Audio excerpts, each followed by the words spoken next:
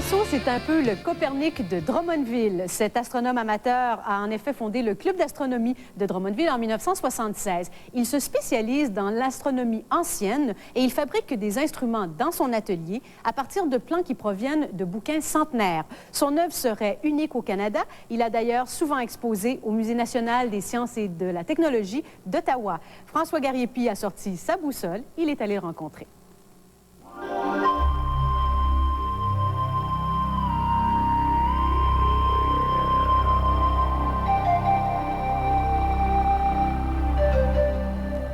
Je ne suis pas un maniaque de l'observation. J'ai fait de l'outil, je me suis donné la preuve qui est fonctionnelle, puis après ça, je le laisse quasiment là. Je me fais un cadran solaire, je fais des mesures, je mesure mon heure, mais c'est toujours juste l'intérêt à comprendre. C'est venu la même chose dans le théodolite, prendre des mesures de la hauteur du soleil, comment ça fonctionne, tout connaître les maniements de l'appareil. Puis la première chose que je sais, je vais le mettre de côté, puis je recommence à faire un autre sorte d'instrument. Comme la sphère armillaire, c'est un instrument qui nous présente en réalité tous les mécanismes à partir des bandes de l'écliptique, de l'équateur. C'est un monde. Tous les mouvements de rotation, les longueurs de jour, les inclinaisons de la Terre, tous les orbes des planètes autour du système. C'est toutes des choses qu'on peut comprendre parce que c'est visuel. C'est un plaisir de pouvoir répondre à des questions. Comment se fait que c'est plus chaud en été qu'en hiver? Puis comment se fait que c'est plus chaud en été, puis que le soleil est plus loin de la Terre, en réalité? Tu sais, c'est l'hiver que le soleil est le plus près. Bon, mais pourquoi c'est plus froid l'hiver? C'est que c'est pas la bonne angle d'inclinaison. Mais quand tu fabriques une sphère armillaire, tu comprends un paquet de mouvements de la Terre, Terre-Soleil. Fait que c'est comme ça, moi, que mon intérêt, c'est associer la compréhension de l'astronomie. Tous les mouvements des étoiles dans le ciel, comment ça fait que ça tourne, pourquoi qu'on ne voit pas les mêmes constellations l'été que l'hiver. C'est tout ça, c'est la compréhension de la mécanique céleste qui a été un de mes acharnements pour plusieurs années.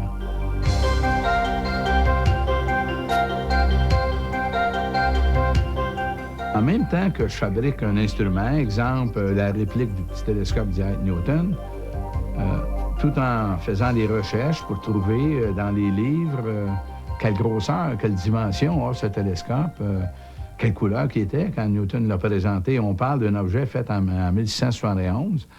Bon, ma recherche m'apporte un paquet de réponses, puis en même temps, ça me donne des mesures, ça me donne des couleurs. Là, j'associe ça, je fais des dessins artisanaux. Je suis un dessinateur là, moyen. Je fais des dessins, des croquis.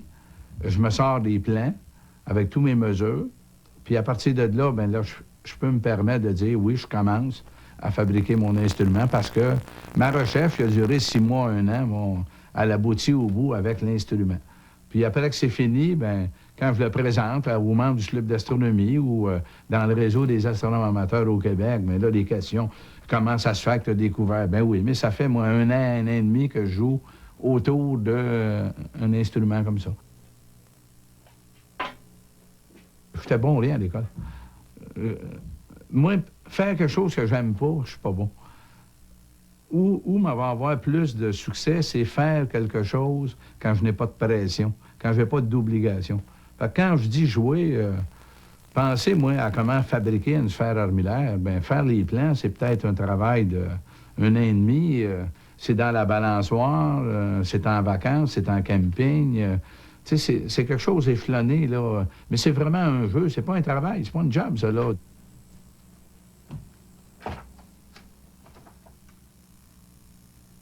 Quand on expose comme au Mont-Mégantic, à l'Observatoire du Mont-Mégantic, lors du Festival d'astronomie du Mont-Mégantic, qui se passe à tous les étés, bien, le fait que tu exposes là, automatiquement, si un astronaute est invité pour faire la conférence du samedi soir, bien, pour lui, l'opportunité de avoir un contact avec quelques humains qui sont là, des astronomes amateurs qui font de la photo, mais ça finit que c'est une rencontre gratuite.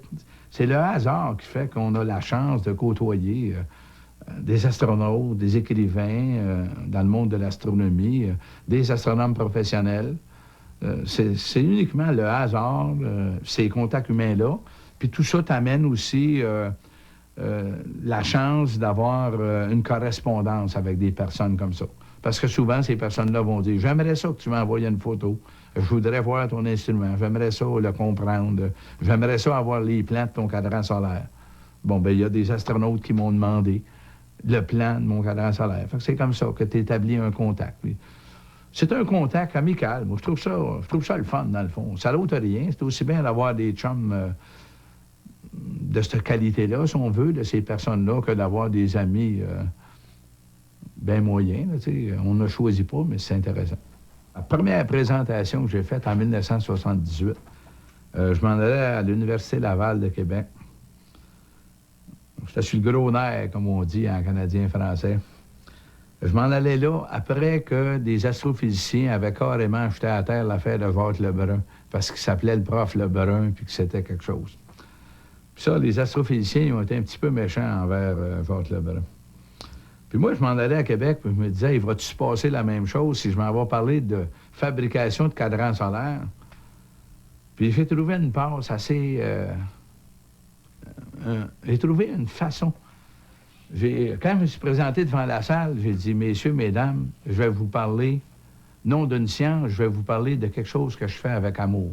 Je fais juste ça parce que j'aime ça, pas parce que je connais ça. J'ai commencé à parler de la fabrication d'un cadran solaire. Ça n'a aucune importance qu'il soit exact ou pas exact. J'aime ça. C'est tout. Quand tu aimes quelque chose, qu'il soit bleu ou vert, si tu aimes ça. Fait que je fais un cadran solaire, j'aime ça, il fonctionne,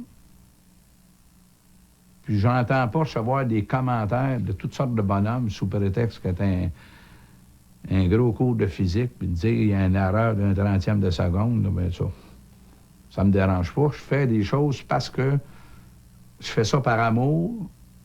Je ne cherche pas l'exactitude, on va donner comme exemple de l'informatique d'aujourd'hui. Je n'ai rien contre l'informatique. Mais des instruments anciens qui datent de 1534, puis de 1300, puis de l'âge du Christ, bien, on ne parle pas d'instruments. Un bâton de Jacob, le nom est cité dans la Bible. Quand on parle de Jacob, c'est avant même Jésus-Christ. C'est pas des instruments. C'est sûr que c'est pas la précision d'un ordinateur, mais c'était quand même les moyens du bord qu'il y avait de s'orienter en latitude sur le globe terrestre à l'époque. Bon, moi, je fais des instruments parce que j'aime les faire. Point, puis c'est l'amour. Là, quelques années, j'ai décidé de cerner un peu un hobby puis de dire, bon, ben ça va être celui-là.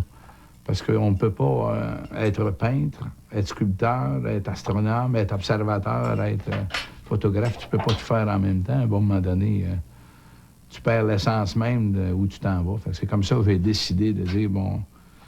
Un temps, moi, j'aimais ça, moi, faire de l'astronomie, observation, animation, présentation, causerie. Je m'amuse, si on veut, dans ce hobby-là. Tant que ça sera compatible avec mes goûts, là.